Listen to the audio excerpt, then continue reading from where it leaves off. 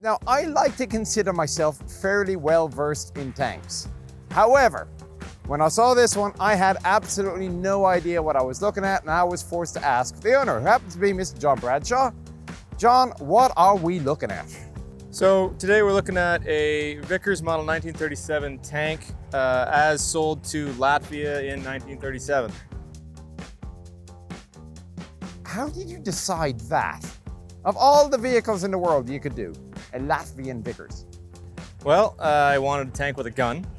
Most of the tanks of this style were sold with machine guns in the turret instead of an actual gun. So the Latvians bought a 40mm gun mounting tank, so I decided, well, I wanted a tank with a gun, so there you go. So how long did you spend working on this?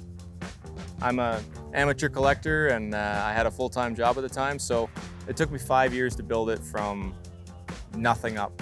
So this isn't an original vehicle, it's No. a reproduction. Okay, well, so where do you start?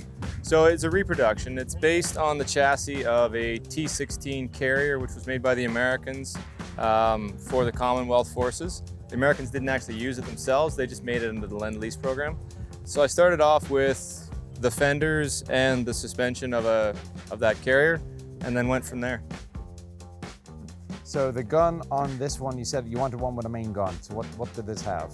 So this had, even though it was made by Vickers, and Vickers was able to rapidly produce the 2-pounder for a lot of service, because it was made for export, they weren't allowed to use the 2-pounder. So they actually put a rapid fire 40mm on it, which is very similar in characteristic to a 2-pounder, but definitely would give a vehicle of this age and what it was going up against a good punch. Okay, so do you consider this vehicle to be complete now? Is your project over?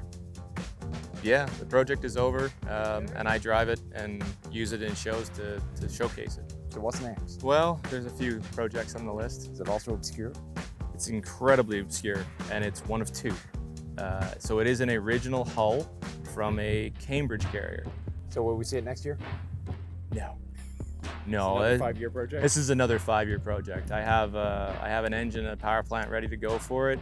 It's actually a good rolling chassis, and I've rebuilt the differential, which also has a very complex set of gears in it. So it'll get sandblasted. It might be moving under its own power in a year, but it certainly won't be done in a year or two. It'll be a 5-year project.